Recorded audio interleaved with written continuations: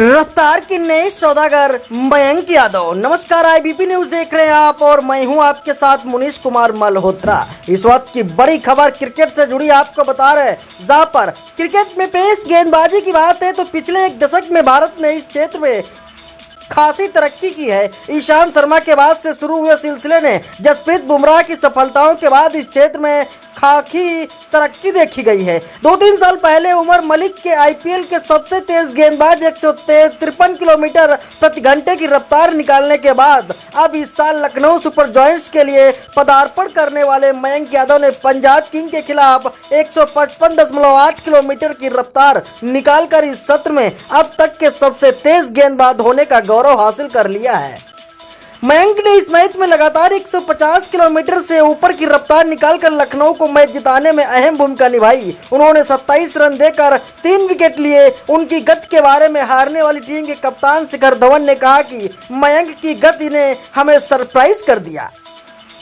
हम सभी जानते हैं कुछ सालों पहले तक पेस गेंदबाजों की चर्चा होती थी तो ऑस्ट्रेलिया, इंग्लैंड, दक्षिण अफ्रीका और वेस्ट इंडिया के गेंदबाजों की ही चर्चा हुआ करती थी। लेकिन बुमराह के आने के बाद से भारत भी इस क्षेत्र में लगातार उपलब्धियां बटोर रहा था। इससे प्रेरणा पाकर तमाम युवा इस क्षेत्र के सामने आ रहे हैं, पर हमें इन युवाओं के ग्रेजुएशन की व्यवस्था और बेहतर करने की जरूरत है। आईपीएल के माध्यम से ही 2-3 साल पहले उमर मलिक निकले थे। जम्मू कश्मीर का ये पेस गेंदबाज अब तक भारतीय टीम का नियमित सदस्य नहीं बन सका है।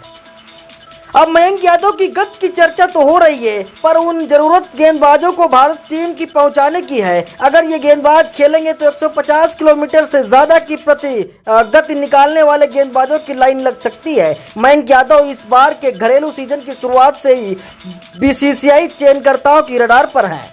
असल में देवधर ट्रॉफी में शानदार प्रदर्शन ने उन्होंने सुर्खियां दिलाई हैं। उन्होंने देवधर ट्रॉफी में 12 विकेट निकाले और संयुक्त रूप से पहले स्थान पर रहे। दक्षिण अफ्रीका के खिलाफ पिछली वेस्ट टेस्ट सीरीज के दौरान उन्होंने विराट कोहली, रोहित शर्मा और केएल राहुल को गेंदबाजी करने के लिए बुलाया गया था। ये सभी बल्लेबाज उनकी गेंदबाजी से प्रभावित हुए, लेकिन इसी दौरान पसली में फ्रैक्चर होने से वह रणजी इस सीजन में नहीं खेल सके। एलएसजी के सहायक कोच विजय दहिया की निगाह मयंक पर पड़ी और उन्होंने तत्काल गौतम गंभीर से बात करके उन्होंने 2022 की नीलामी में 20 लाख रुपए में खरीद लिया, पर वह चोटिल होने की वजह से 2023 के आईपीएल सीजन में नहीं खेल सके। लेकिन अब वह एक ही प्रदर्शन से सभी की आंखों का तारा बन गए। मयंक के पिता प्रभ यादव बताते हैं कि वह बचपन से ही उसे वेस्टइंडीज के पेस गेंदबाज कर्टली एम्ब्रोस की कहानियां सुनते थे कि उनकी गेंदबाजी की गति से विरोधी बल्लेबाजों के मन में डर बन रहा था। वह कहते थे कि उससे उसकी तरीके से गेंदबाजी बनने के लिए कहता है। मयंक को गेंदबाजी में तेजी से इसलिए भी भाती है, वह बचपन से ही एरोप्लेन, सुपर बाइक जैसी तेज चीजों को पसंद करता है। मयंक के 14 साल का होने पर वह उसे तरक सिन्हा संचालित सोनेटा क्लब में ले गए। वहां कोच देवेंद्र शर्मा ने उनके करियर को पेस शेप देने में अहम भूमिका निभाई।